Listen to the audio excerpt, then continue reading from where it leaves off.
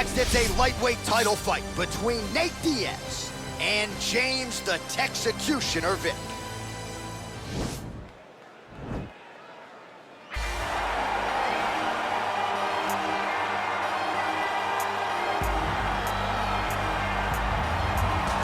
All right, here he is, the #1 lightweight contender, making his way to the octagon and looking to lead as the new undisputed UFC lightweight champion of the world. He has bided his time, waiting for this title shot. He's got the winning streak. He has the quality of opposition. Now he's fighting the #1 guy in the world. He believes he's the best. Now his opportunity to prove it, just a few minutes away.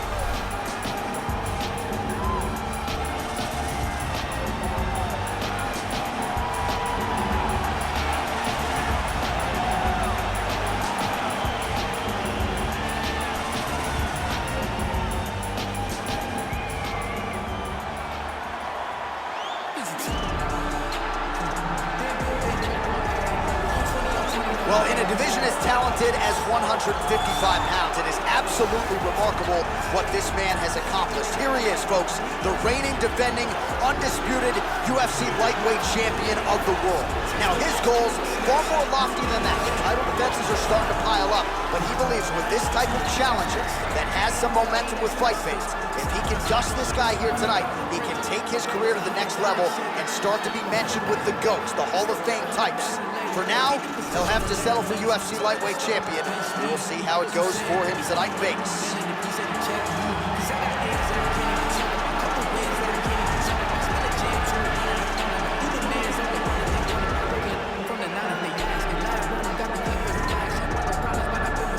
And now our tale of the tape for this lightweight fight. Diaz is 2 years his senior. The reach is the same. We send it inside the octagon. The veteran voice is Bruce Buffer.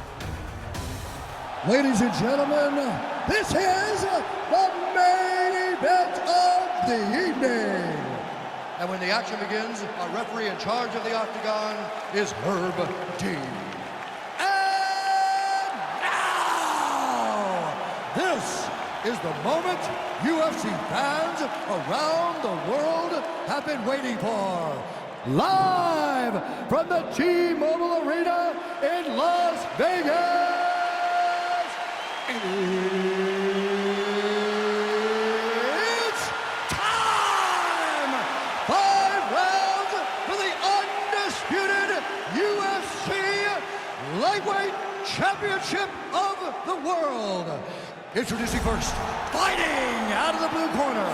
This man is a boxer, holding a professional record of 13 wins, 5 losses. He stands 6 feet 3 inches tall, weighing in at 155 pounds. Fighting out of Fort Worth, Texas, presenting the challenger, James the Texecutioner Vick. And now introducing the champion, fighting out of the red corner. This man is a jiu-jitsu fighter, holding a professional record of 22 wins, 13 losses. He stands 6 feet tall, weighing in at 155 pounds. Fighting out of Stockton, California, USA, presenting the reigning, defending, undisputed UFC lightweight champion of the world, Nate Diaz!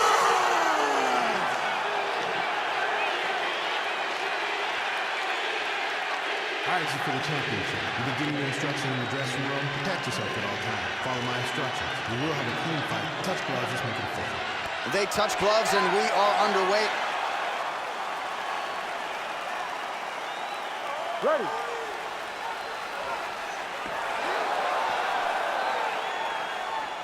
You ready to fight?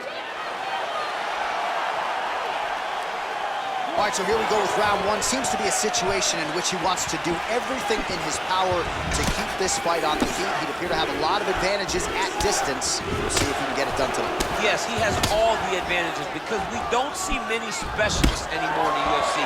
Guys can generally do everything, but this guy is a jiu-jitsu player. He wants to get the fight to the ground and start to weave his web of traps to try and find a submission. This striker needs to maintain his space. He needs to make sure he is not on the ground. Avoid it at all costs. armbar. He's attacking it on him.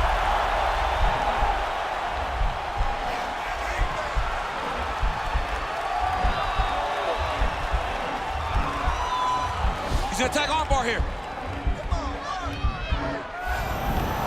Arm has been isolated, but he picks him up and slams him down. He lifted him through the air, slammed him on his back, and moved right into side control to get out of danger. Now trying to hip escape. He's just trying to move out of this position off the bottom. The Kimura is not the arm. It's the shoulder pressure that usually makes you tap. But now DC trying to isolate an arm. Yep, he's using the Kimura. And this might just be a matter of time. Somehow stays in the fight. Check the slick movement where he stuck the leg back in the middle. Now he's gonna try to roll for a knee bar. Oh, wow, oh!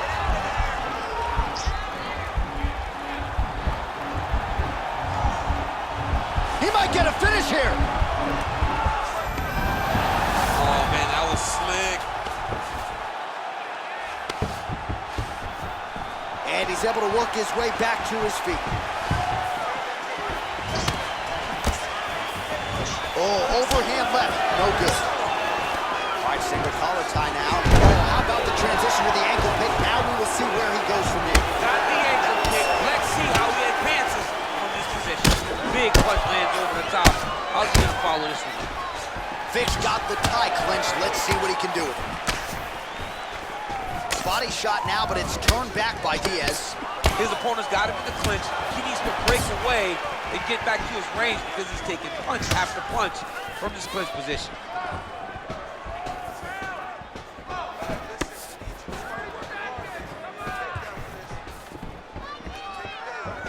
Seconds left.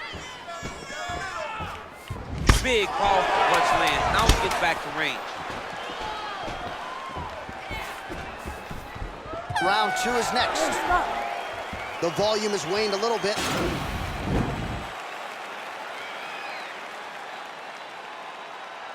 But now DC trying to isolate an arm.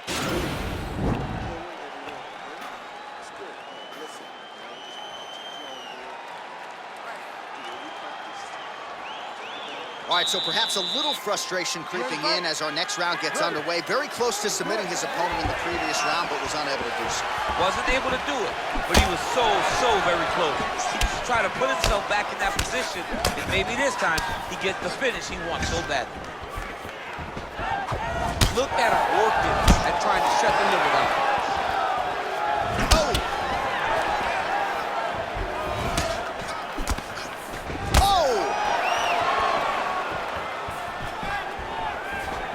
Big left. Big punch land. Ooh. Shows him the left and then follows it up with a right. Nice 1-2 punch there by the long and rangy James Vick. Oh, big left hand there. Just missing on the high kick there. Nice connection there by Nate Diaz. Not a guy you want to let get going here on the feet, DC. No, because it's all downhill with Nate, right? It's the activity that will overwhelm his opponents, and this looks like the start of that. So we pull up the numbers here. 28 total strikes have connected for James Vick, and landing with 47% accuracy against Nate Diaz. Oh, and he connects there. Pretty nice punch there. Great job finding the range to land those punches. Well, he's really starting to land a high number of strikes here in the second round. No denying that he has taken the message from his corner and picked up the pace here in round 2. Tried to set up the straight left, but he missed.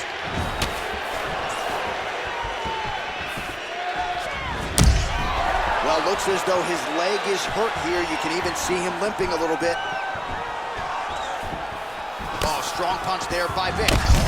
And now his opponent in a world of trouble. Such a sneaky head kick. He did not recognize it was coming high, and now he's got him hurt bad. He's mixing up his target. He's throwing kicks, he's throwing punches.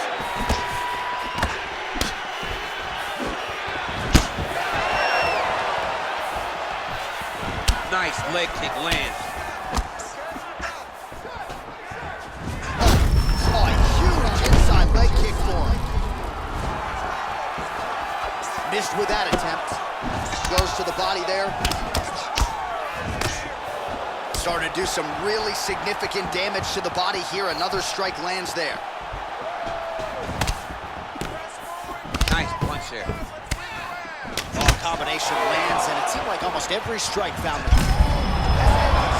You don't really stand after you take a head kick like this. That is such toughness to even be on his feet right now. Look at how he turns his hip over when he throws that kick. Nice 1-2 there. 10 minutes in the books. All right, so let us now check out some of the action in that round, DC. There was a whole lot of it, including a stunner upstairs that nearly closed the show. It was a lot of action. It was back and forth action, but the big moment was that big strike to the head that landed, that put him on wobbly legs, and in survival mode, luckily he made it to the end of that round.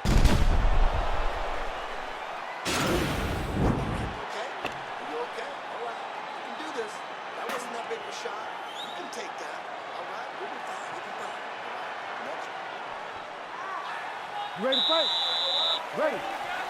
Here we go, third round of this championship fight.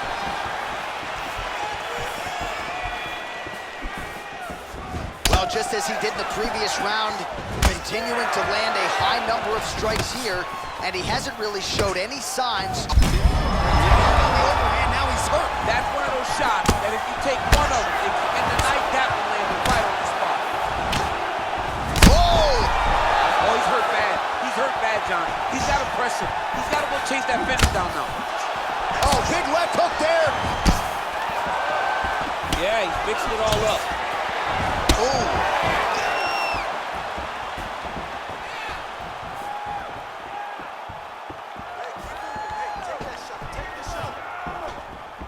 Checks the leg kick. Nice connection with a punch there. It's hard to recall a time in the past that his boxing looked this sharp. Never looked this good. So unofficially, 64 total strikes have connected for James Vick. And the connection rate pretty good, 44% accuracy tonight against Nate Diaz.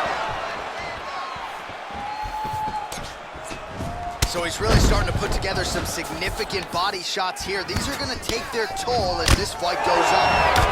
Oh man, you jumped out of your seat a little bit after that kick. Oh, I did, because I have times where I've been kicked like that, and I'm gonna tell you one thing, it does not feel good. Oh, single collar tie here. And they separate. That's a really strong leg kick there by Vick. Well, that body kick was there earlier, not there on that attempt. Over the top, and now his opponent in a world of trouble. Beautiful level change. Make him think you're going low and then come right over the top with that beautiful overhand. Great punch. Oh, huge block.